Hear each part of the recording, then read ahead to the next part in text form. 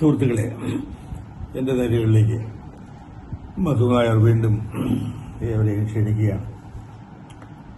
പ്രധാനപ്പെട്ട വിഷയം ഒരു വലിയ യുദ്ധം അവസാനിച്ചിരിക്കുന്നു എന്നുള്ളത് തന്നെയാണ്. ഇറാനും അമേരിക്കയുമായിട്ടുള്ള സംഘർഷങ്ങൾക്ക് അവധി വന്നിരിക്കുന്നു. അവർ ഒരു സന്ധി ഒപ്പിട്ടിരിക്കുന്നു. ഡിജിറ്റൽ ഒപ്പാണ് നടന്നിരിക്കുന്നത്. ഇനി ആക്ച്വൽ ഒപ്പ് ഒരു 2 ദിവസം നടക്കും. ഇപ്പോൾ ചിന്താവിഷയം എന്ന് പറഞ്ഞാൽ യുദ്ധത്തിൽ ആര് ജയിച്ചു എന്നുള്ളതാണ്. അമേരിക്ക തോറ്റു തുന്നമ്പാടി എന്നുള്ള മട്ടിലാണ് വളരെ പ്രമുഖ മാധ്യമങ്ങളൊക്കെ ഇന്ത്യയിലും ഒരു പരിധിവരെ വിദേശത്തും പ്രകടിപ്പിക്കുന്നത്. വാസ്തവം എന്താണെന്നുള്ളത് എൻ്റെ എളിയ ബുദ്ധിയിൽ തോന്നുന്ന ചില കാര്യങ്ങൾ ഞാൻ നിങ്ങളോട് പങ്കുവയ്ക്കുകയാണ്. ഒരു കാര്യം ശരിയാണ്, അമേരിക്കയ്ക്ക് യുദ്ധത്തിൽ ഇടപെടേണ്ട ഏതൊരു കാര്യവുമില്ലായിരുന്നു. അത് ഇസ്രയേലിനെ സഹായിക്കുവാനായിട്ട് ഇസ്രയേലുമായിട്ടുള്ള ബന്ധം ഊഷ്മളമെന്ന് മാത്രമല്ല, പ്രസിഡന്റിന്റെ മരുമകൻ പോലും ഒരു ജൂതനാണ്.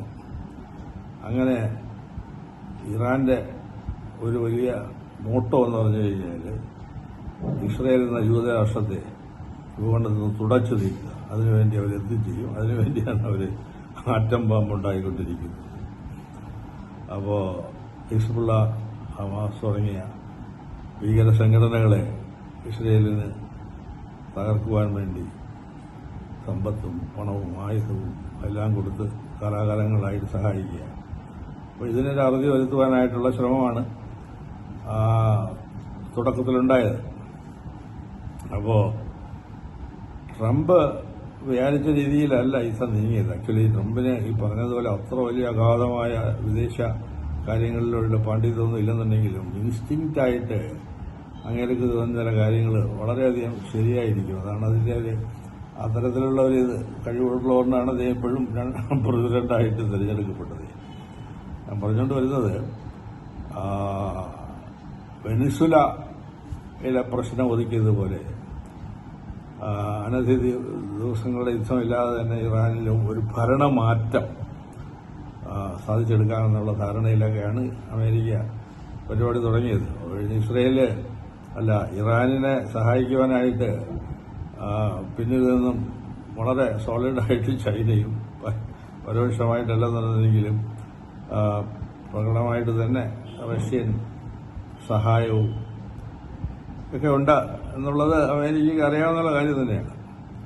പക്ഷേ അമേരിക്കയുടെ കൈപ്പത്തിയിൽ ഒതുങ്ങുന്ന തരത്തിൽ ഒരു ഇറാൻ അഭിനിവേശമൊന്നും അല്ല അവർ ആഗ്രഹിച്ചത്.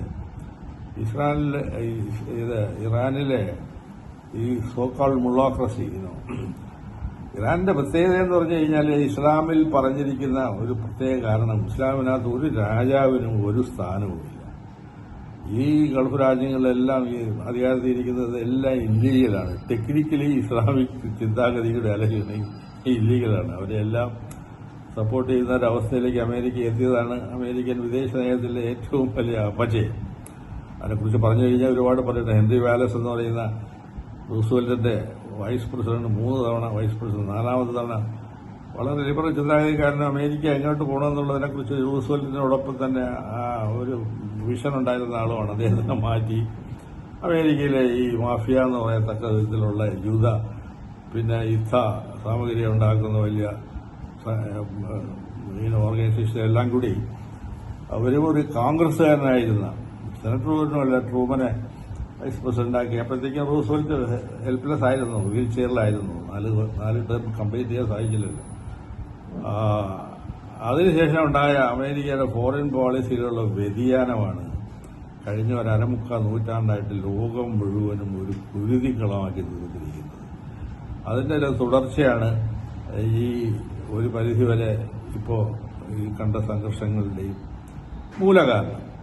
ഞാൻ പറഞ്ഞുകൊണ്ട് വരുന്നത്, എന്തുകൊണ്ട് അമേരിക്ക പൂർണ്ണമായി യുദ്ധത്തിൽ തോറ്റു എന്ന് വാദിക്കുവാനായി ഞാൻ തയ്യാറല്ല എന്നുള്ള കാരണം, എന്താണ് അവർ ഉദ്ദേശിച്ചിരുന്നത്? അത്തരത്തിലൊരു പാർഷ്യൽ സക്സസ്. ഇപ്പോൾ വെനിസുലയിൽ എന്ന് പറഞ്ഞു കഴിഞ്ഞാൽ ലാറ്റിൻ അമേരിക്കയിൽ ഏറ്റവും റിച്ചസ്റ്റ് ആയിട്ട് കാര്യം, അത്രയധികം എണ്ണ റിസോഴ്സുകളും കഴിഞ്ഞ കുറെ കൊല്ലങ്ങളായി അവരുടെ ഈ വരട്ടുവാദങ്ങളും ഒക്കെ ആയിട്ട് നാടിനെ കുട്ടിച്ചോറാക്കി ദാരിദ്ര്യത്തിലാക്കിയില്ലേ. അപ്പോൾ അതിന് എന്തൊക്കെയാണെങ്കിൽ ലീഗലി സാങ്കേതികമായിട്ട് ധാർമ്മികമായിട്ടൊക്കെ കുറ്റം പറയാന്നുണ്ടെന്നുണ്ടെങ്കിൽ ആ നാട് ഇതിന്റെ സമ്പദ് വ്യവസ്ഥ കാര്യമായിട്ട് പുഷ്ടിപ്പെടുവാനും ആളുകളുടെ പ്രശ്നങ്ങളെല്ലാം തീരുകയും ചെയ്യും. അവിടെ അത് ഒതുക്കി. ഇനി ക്യൂബയുടെ കാര്യം ഇത്ര കാലമായി അവർ വിപ്ലവം മറ്റൊന്നൊക്കെ ആയിട്ട് ഞാനവിടെ ക്യൂബയിൽ 1.5 മാസം ഉണ്ടായിരുന്നു. പക്ഷേ വളരെ കഷ്ടമാണ്. സോവിയറ്റ് യൂണിയന്റെ പതനത്തോടുകൂടി ശാപ്പാടിന്റെ കാര്യം വലിയ പ്രശ്നത്തിലായി.